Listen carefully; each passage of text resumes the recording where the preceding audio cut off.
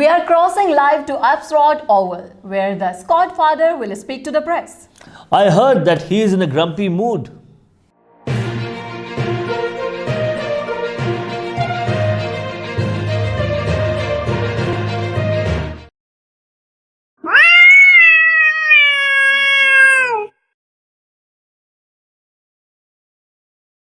Hello everybody, welcome to my channel and thank you for joining. Now in today's episode we have the Saturday night press conference just coming down. Now today's video is not going to be a full review of this weekend's games because I need to do that when I got a heat map, so I'll do that on Monday. But today's review is just more or less a quick rundown of what's happened so far, and we're going to show you how our Spuds are performing. Well, actually, they're not even performing. They're doing nothing right now, so we're going to show you what the Spuds are doing and scores around the grounds, how other teams are faring, just so you get a bit of an idea of what kind of score to expect this. Well, how big your score is going to be, because I think the average score is going to be quite low this week. Now, the only thing that's good in my team is my backline, okay? There's nothing else. Everything else is poo-poo, okay? In the backline, we've got two Ruck. We've got Luke Traynor scoring a 90. We've got Zach Reed scoring an 88. So everything's kicked off in the backline. And our two new recruits, Zorko the Magnificent and Jack Sinclair, going nuts. But well, I wouldn't captain them, would I? I'd captain somebody else that doesn't go nuts. So we only got Shizzles to play in defence. And if we go to our projected score is actually sort of decent, but I don't understand how, because our midfield is really struggling, okay? I thought the defence was going to be struggling. It's actually the midfield that's struggling, so it makes no sense. A complete shift around from what I was thinking last week. So no players scored above 80 except for one in the midfield. That's unheard of. Okay, Oliver has the second highest score of 80. Okay, work that one out. We have Primos. Well, Ed Richards, supposedly our Primo, scored 76. We've got Connor Rosie, 64. Oliver, an 80. Callahan, a 55. It's all poo-poo here. We got O'Driscoll yet to play up to get to see where he's going to score, because the rookies in the midfield have done nothing. Okay, we've got Lindsay, the young man is out, injured, so we brought him in last week, so we got to trade him out again now. He made 40k, I think, for us, so it's not too bad. We've got Nevitt as a sub, okay, now Geelong lost, and Nevitt's a sub. Wet conditions, hard ball gets. Why would you play Nevitt on the field? The player who's impressed the most in the midfield at Geelong, why start him, okay? You should start somebody else. Don't have your best midfield in the middle. It makes no sense. Just calm it down. And our rookies, well, one didn't turn up, okay, didn't play. He'll probably play next week. I kept him in case he plays next week, and I think it's a good idea, so he might play next week. Henderson didn't bother turning up this week, scored a 43. We had our Ruckman, Nank the Tank. We were going to sack him, but we kept him. Scored the 123. We were also going to sack Short, but we kept him as well. But we're going to sack him next week. Anyway, De Conning scored the 133.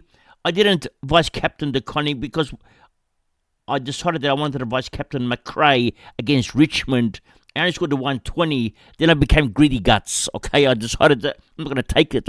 Why take a 120 when I'm not going to have a 105? Okay, so I took the 105 instead. It's very smart thinking on my behalf. So Dunkley was the captain. He was actually on 95, but luckily they gave us extra 10 points. They felt sorry for us, so we got 105 out of him.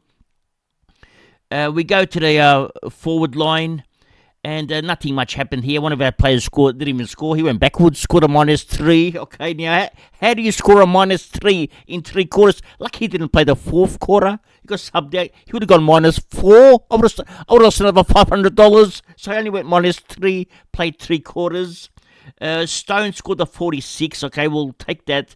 Davidson was the hero, 129. The horny man, an 82, is a no good. It's poo-poo as well.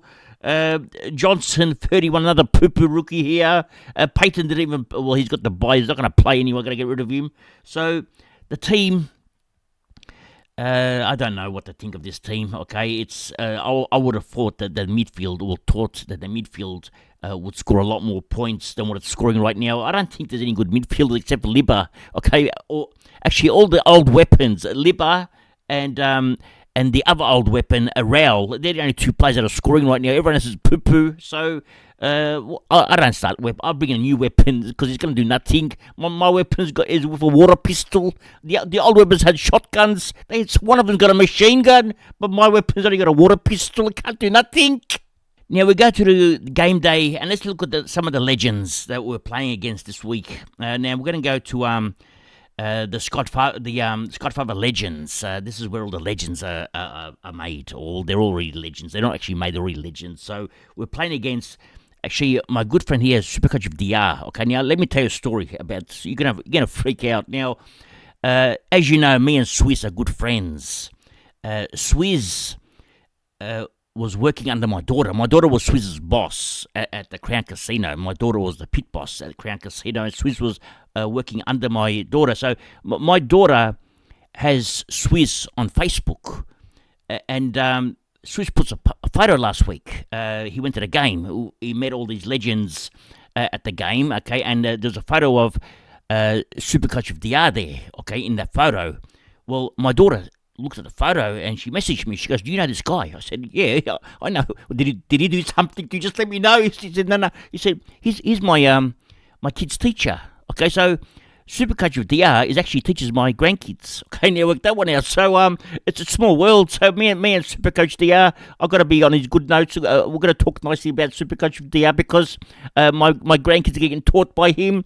The only thing is, I don't know what's going on at that school because they become Collingwood supporters, and I can't work it. There's no one in the family that's Collingwood except my grandkids. So I don't understand how Supercoach of DR made my kids Collingwood supporters. I can't come it down. But I have to tell you one thing, they absolutely love Supercoach of DR, okay? They actually, I spoke to him, and they said to me, he's their favourite teacher, so big raps on this young man, Supercoach of DR, but unfortunately this week he's playing abs magic, okay? It's a close game. Now let's have a look at some of these scores now. We've got Januff having a big week at 1924. Now when I say big week, we're all having it downers. We're all having players that are not performing, okay? So it's not really a big week. Even mine, 1925, we've got players that are not up to scratch. Okay, something wrong. Anyway, Januff's got a 1924. We've got JP had a big week last week, but this week, 1832 projection. We got Peter from Supercoach, the Pistol Pete. Okay, he's got a 1780 projection. George is having another big week. Okay, look like George's going to finish in the top 100 this year. So George's on fire. He's got a 1911 happening. We got Andrew Locke had a big week last week. This week 1822. The Mini Monk is faring well. 1872. Close matchup with Dan Batson. 1886. We got Smoking Joe from Centre Bounce. He's got an 18-12. Playing against Damon from Supercoach Edge, who's having a big week as well, 1900. We got Big J, also from Centre Bounce. We've got two players from Centre Bounce in our group. 1881. Big matchup against JD. Has got an 1830. We got Tim Mitchell. He's had a couple of bad luck happen to him this week. He got gone. He's not performing, and he's got 1829. It's a close game with the Phantom. 1838. We've got Selby at 1794 versus Damo. Okay, now Damo's coming back to earth. Started badly round one, but he's on fire. 1847. We got my matchup with Supercoach of DR, and we got Hayden Doss, okay, Junior Phantom. He had a shocker, okay, 1736. What's going on? Okay, against Al Payton. Okay, now Al Payton is going for a percentage booster this week for 1866. Now, scores around the grounds. Let's have a look at some of these Scodfather League games, okay, matchups. We got a matchup against the Spud Guns, okay. It's my Spuds against Clayton's Spuds. And it's a close one. It's a 1925 to 1888 projection anyway. We got Rowi's Heroes. That's James's team going to 1882. We got the cheap wine. It's Angelo's team, 1859.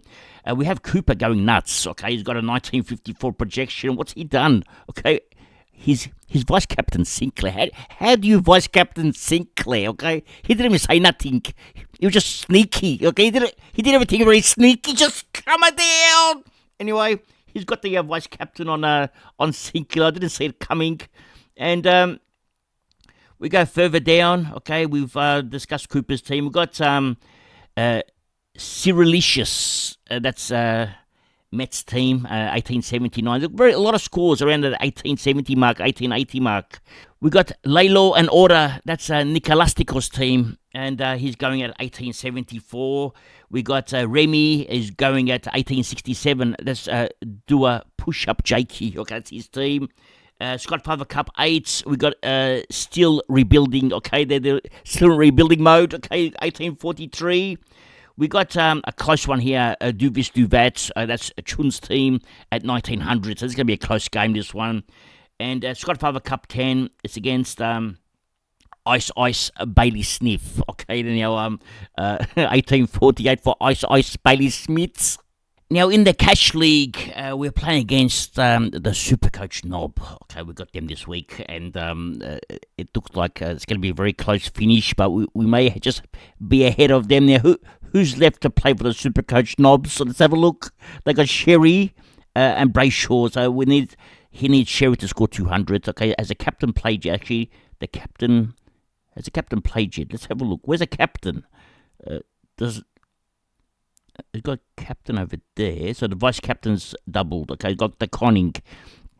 So the Supercoach Knob needs some big scores here. Okay, it can still win. Okay, but needs some massive scores, especially from Brayshaw and Sherry. Okay, these two are the big ones for him. So still got a chance there, young Benjamin. Okay, and you can actually see your matchups now. All you got to do is go to the team you want to match up against, click on it. Okay, and then you'll see it.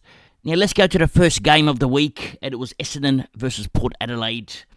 And Essendon, I wasn't expecting them to win, okay? I don't even know if the supporters were expecting them to win, but they did, okay? And they actually won handsomely, by 2 goals, 72-60. The players that went well was Zach Merritt, scored the 106, okay, after coming off a 140 last week. But he did kick 4 goals, but still, at least he scored 100s. Not many are scoring 100s these days, these primos.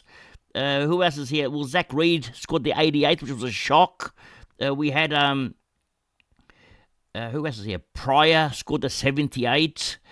We had Kako score a 62, which is a good comeback by him compared to last week. And then we had Al Habibi. Okay, now Al Habibi came and scored a 16, but only in 1 quarter. So Al Habibi might be one of those 60 to 70 scoring players that will be on the bubble in about 2 or 3 weeks' time, because he's got the bye next week. So it's a player to watch.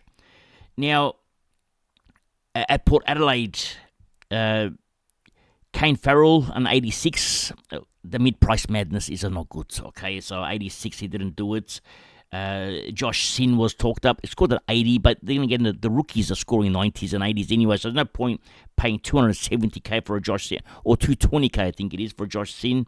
You might as well just get the rookies. So he scored the 80. You go further down, and the Spud, Connor Rosie, scored a 64. I couldn't believe it. I couldn't believe what I was seeing. He went on 80% as well, so like he didn't get it, but he didn't get enough ball. Only had, 8 kicks and 14 handballs. He was tagged, and he didn't like the tag. And if we go further down, the Pepper Man, okay, scored the 48.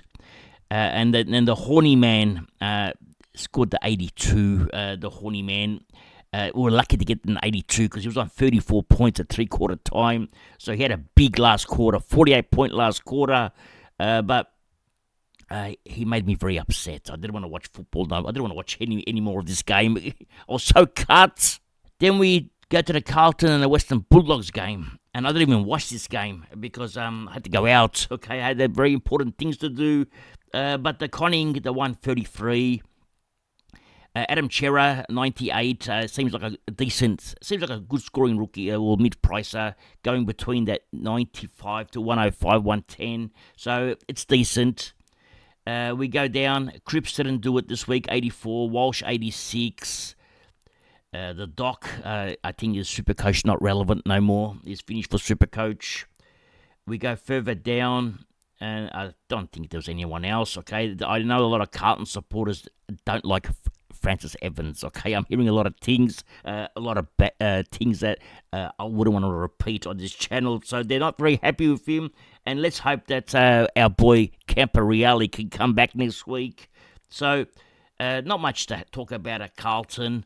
But at the Dogs, we've got Libba, 133. I mean, why would I pick Libba? Okay, 37 years old. Who would pick him, right? So I should have. Okay, the grandpas are doing better. Sam Davidson, 129 on a wing. Unbelievable. At least we have a decent rookie in the forward line. Sam Darcy is one that I really like. 125. He scored an 80-odd, I think, last week.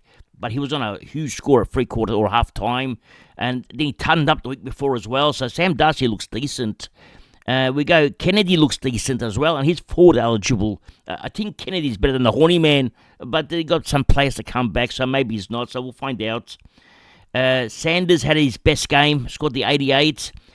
Tim English is so disappointing. Scored the 81. 56% disposal efficiency. Only 16 touches. I don't have English, but I was really planning on getting him. I thought he'd finish, do what he did 2 years ago and score 130s. So I got that one wrong. Okay, now Bailey Dale scored the 81. He got 30 points for one touch, or was one spoil and a goal. Okay, so it was a bit more, or a goal assist. So he got 30 points for that. So on 51, he was struggling. Ed Richards struggled, 76. Went at 57%. He just hacked it. Apparently he got tagged as well, but like I said, I didn't watch the game, but it wasn't a heavy tag, but just a run with roll. Fraser, 68. The owners will be so upset. Okay, now, we saw this coming. We even mentioned this on our channel. A lot of people asked me, should we bring in Fraser? I said, no, I don't. There's something about him I didn't like because of his big scores in one half of football. Last week he scored 30 points in one goal. So he may score the odd 100, okay, but I think his score is more or less around the 70, 75 mark for Fraser. And when you spend that much money on a player, you might as well just have the rookies, okay? So I think the mid-prices defenders is not good this year. And we saw Short, we saw Perryman, all the same thing. And we go further down, and that's pretty much it in this game. Now we go to Melbourne versus the Gold Coast, and I had a lot of people ask me about Jack Bowie, and I said don't get him. Well, he actually looked very good, 116, but it's that mid-price range, and because we had, May coming back into the team and taking kick-ins, I took maybe Bowie's going to lose points. Well, he did lose his kicking points, but he still went nuts. So scored the 116. If you got him, you've done very well, but it's just too risky. I didn't want to take the risk. And the same thing happened with Salem. So you can see here, Salem suffered 77. That could have been Bowie. So it was just because of May was coming back, all the kick-ins were going. So Salem's the one that copped it more than what Bowie did. Max Gawn, 88. This is a player, 660k you spent on this player. You would be so upset, okay? Now, I did mention that if you had him at flex to maybe get rid of him and bring in a defender. Now, if you'd done that, he would have done really well because the defenders went nuts. The Zorko, the Magnificent, we saw Sinclair go nuts. So if you'd done that, you did good, okay? But otherwise, I don't understand Gawn. I don't know what's wrong with him. And we know he's got some issues, some family problems, but he's got to get better, okay? And next week he plays Geelong, so surely he gets better next week. We're gonna do his full review. We're gonna find out what's wrong with him, okay? Now that'll be coming out on Monday or Tuesday. Langford, I really like this kid. I didn't like this kid in round one, mainly because he was a sub, okay? In the pre-season, he didn't show much, but did he show something this time? Now he only had 66% time on ground. Scored a 76, but 15 contested possessions. He looks really decent. I'm actually thinking of getting him in. He scored more than Bailey Smith, put it that way, okay? So that's something. Now, Oliver, he gave away a 15-metre penalty, which resulted in a goal, lost points there. he hacked it a bit, but yeah, he won at 74%, so they didn't really hack it a lot. But I don't understand. Okay, free kicks against, there was none. Okay, so it's not like he gave away free kicks, but he just gave away a 50-metre penalty. Petrarca, it's not the same Petrarca that we had. This is a different Petrarca. Okay, so I don't know what to tell you. If you've got him, you're probably going to ask me what I do with him. It's your call now. Let's see what his percentage is as a forward. But even as a forward, he's only scoring 80s. Okay, that's not enough. So he needs to go at 100. He's scoring the same thing as the horny man. Okay, we don't like the horny man. So Petrarca at 80, that's disappointing. He even kicked the goal. 23 touches at 65%. I'm not sure. We go further down. Was there anyone else? Well, we had an injury. We had Lindsay out. Okay, so unfortunately, we don't know how long the injury is going to be. Johnson didn't do nothing. Okay, scored the 31. It's part of my bench. Now, we had Henderson, didn't do nothing. 11 touches, scored the 43. Last week, we saw Chandler score 150. This week, only 50. Okay, so another con artist there.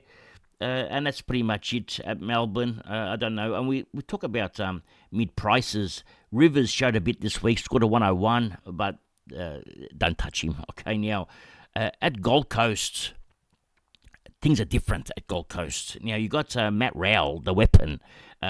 He looked like Speedy Gonzalez, or when you're watching him, okay, because he was running past the Melbourne defenders like they were just standing still. I couldn't catch him. I've never seen Rowell look that fast in my life. Okay, so either Rowell's put on a lot of pace, all right, become a 100-meter athlete, okay, or something wrong with the Melbourne players. Are too slow. They couldn't catch him. Okay, so Rowell was too quick. We saw Took Miller kick. Was it 3 goals? I'd like to know where he played. I'd like to know if he played more forward. Maybe he's going to be forward eligible. Noble, we're gonna study him this week. Noble. The one that I like is Humpty. He scored 100 last week, 111 this week, forward eligible, 270k. I'd rather grab Humpty than grab Smith. Okay, I like Humpty better. Okay, so I'm actually going to grab Humpty this week. So we'll talk about that during our trades. We go further down. Who else scored here? Okay, let's have a look. Did anyone else score? We had Flanders. He's going to drop in price. He had 25 touches. Went at 60%. We're happy with this. We want Flanders to score 70 again next week and the following week. Because I think Flanders may still be one of the top 6 defenders this year. He's just coming back into the team, so he's a bit rusty at the moment. So we need another couple of rusty performances by Flanders, and we'll see his heat map to see where he was playing. Reed scored a 47. I think, was he on a bubble this week or was it a bubble next week? I think a bubble next week. Scored a 47, so it didn't do much compared to the previous week.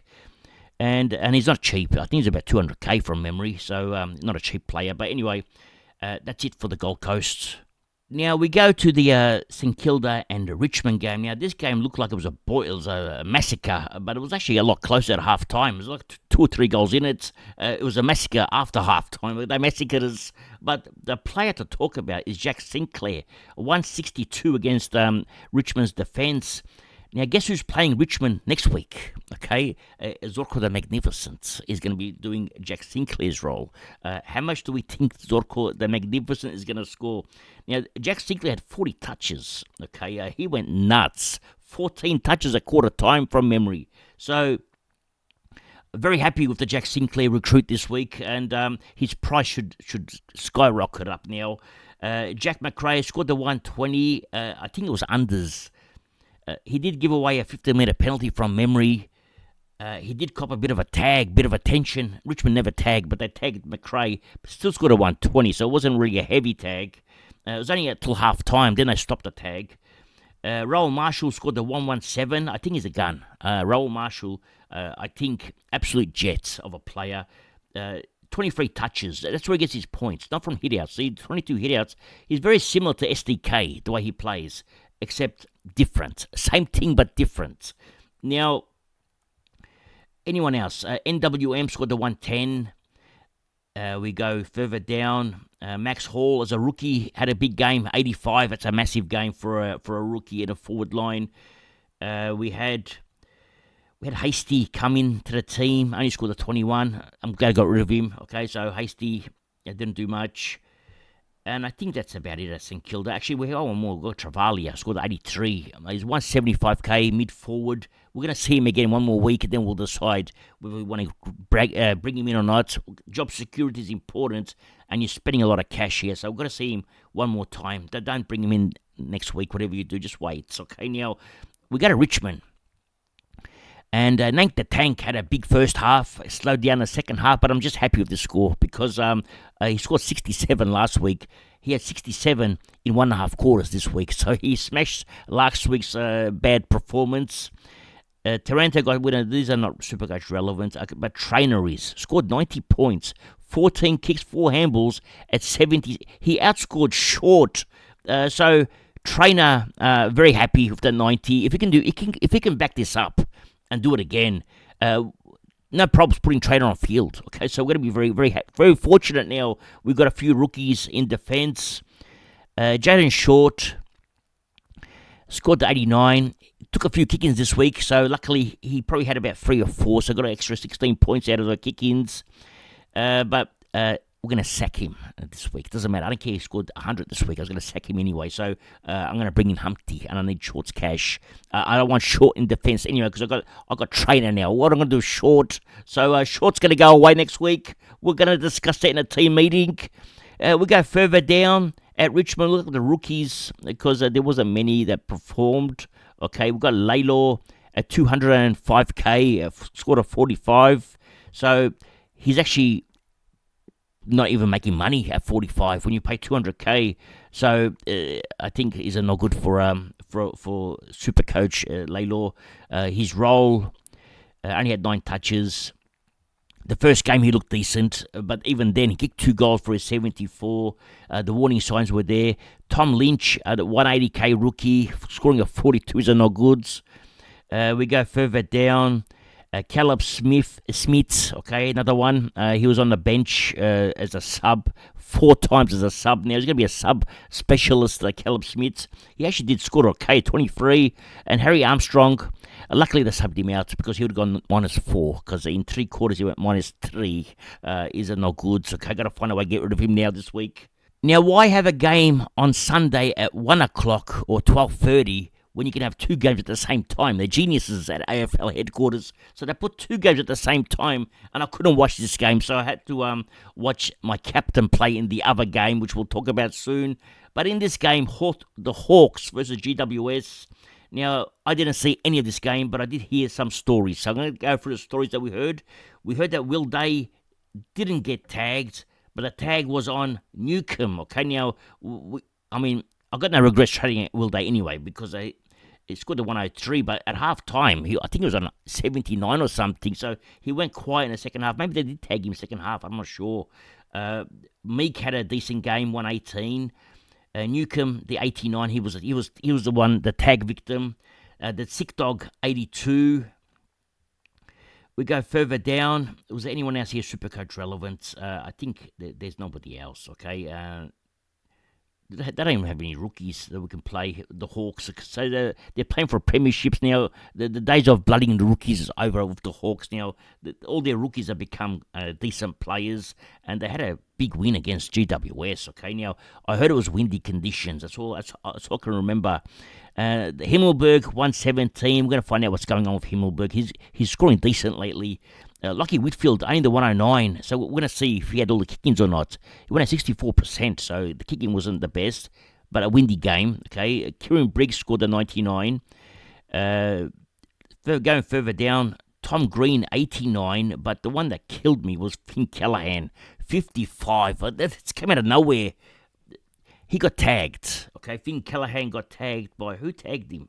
Well, from what I heard, okay? Who tagged him? I can't remember who tagged him. Was it Ward that tagged him? Or was it McGuinness? I don't know. Somebody tagged him, or maybe even Nash. So anyway, someone tagged him. Does it say it here? Okay, who tagged him? Let's have a look. Finn Callahan. Copped the McGuinness tag in quarter 2. Well, just in 1 quarter. Copped 1 tag in 1 quarter and didn't perform for the whole game. That's unbelievable.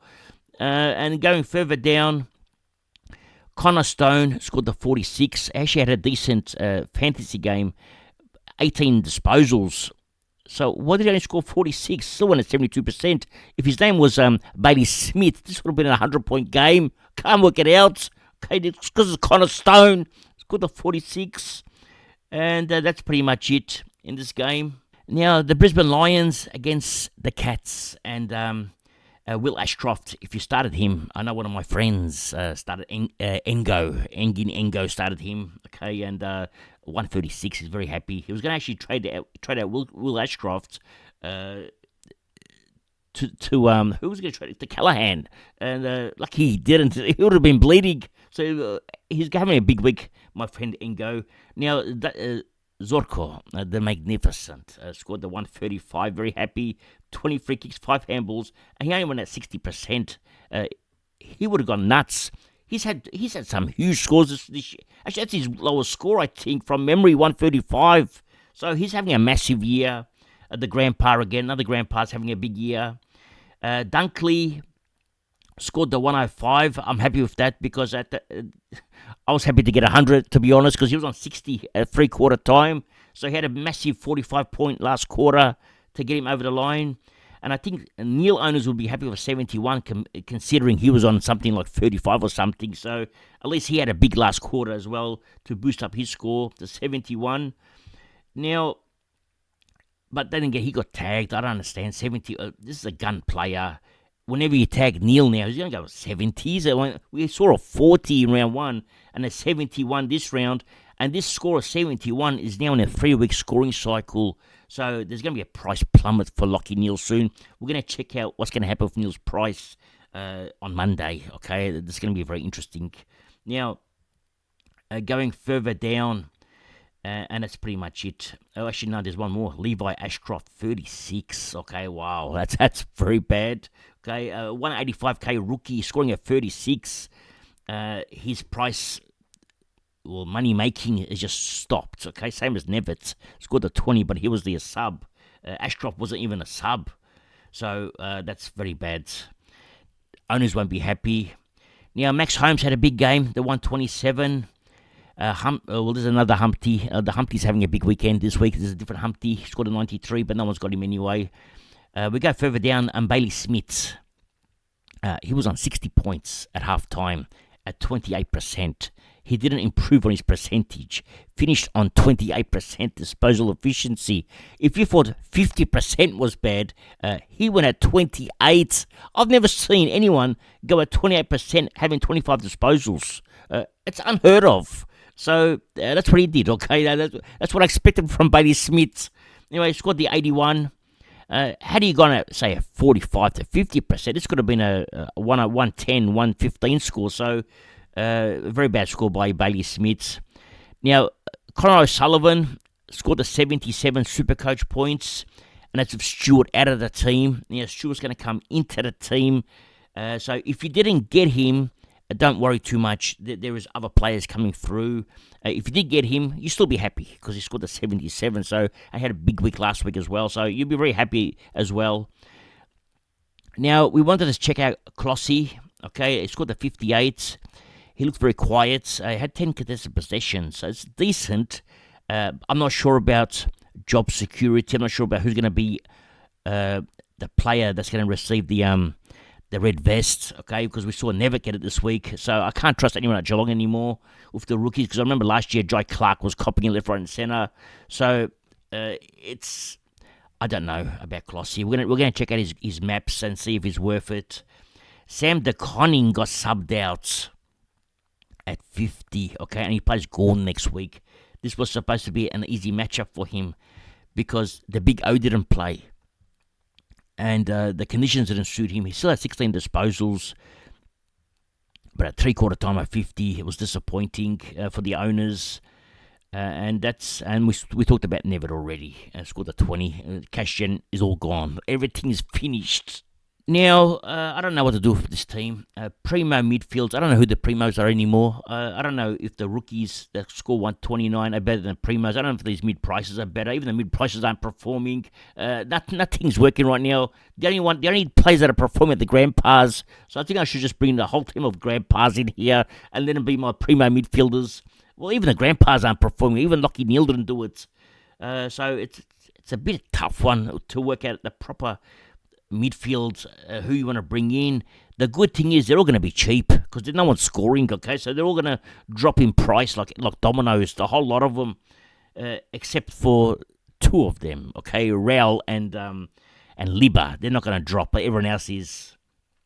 Anyway, hopefully Sunday is going to be a magnificent day for all of you, and all your projections are going to hit the roof, okay? All the players that let us down this week so far, hopefully on Sunday, they double their projections. That's all for today. Thank you for joining, and remember one thing. It's nice to be important, but it's important to be nice. Ciao for now. That's all, folks.